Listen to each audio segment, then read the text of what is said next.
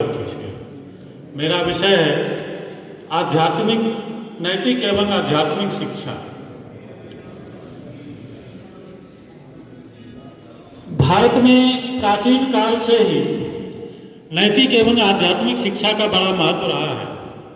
जिस समय गुरुकुल आश्रम होता था तो शिक्षा का मुख्य उद्देश्य ही होता था कि बालक जो शिक्षा प्राप्त करके मानवता की सेवा करना, मानव की नहीं, मानवता की। मानवता क्या है कि सारे पशु पक्षी जितने भी हैं, पेड़ पौधे, उन सबकी रक्षा करना, उनके बारे में सोचना, यानी पूरे जीव जगत के बारे में सोचना।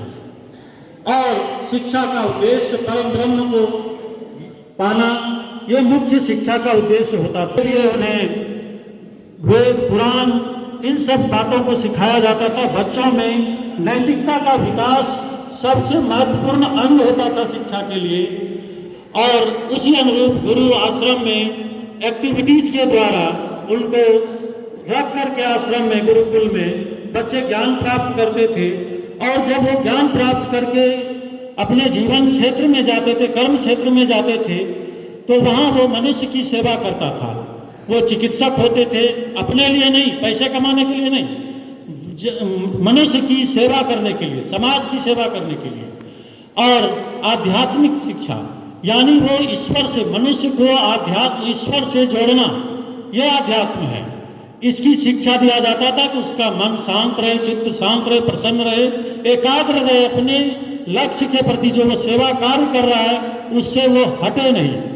लेकिन कालांतर में अंग्रेजों के समय में उन्हें तो सिर्फ शिक्षा नहीं देनी थी भारतीय लोगों को, उन्हें तो अपने ईस्ट इंडिया कंपनी में काम करने के लिए क्लर्क चाहिए था जो उनके लिए हिसाब किताब का लिखा पढ़ी कर सके।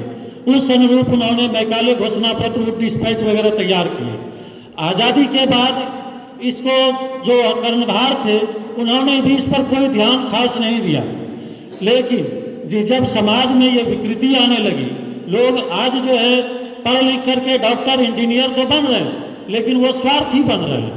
वो डॉक्टर मरीज की सेवा क्या करेगा, वो तो पैसे कमाने के लालच में रह जाता है। पढ़ लिख करके इंजीनियर बन गया, घुसखोर हो गया, वो ऐसे पुल या ऐसे बिल्डिंग्स बनाते हैं जो 5 साल में गिर जाते हैं। ये क्या हुआ?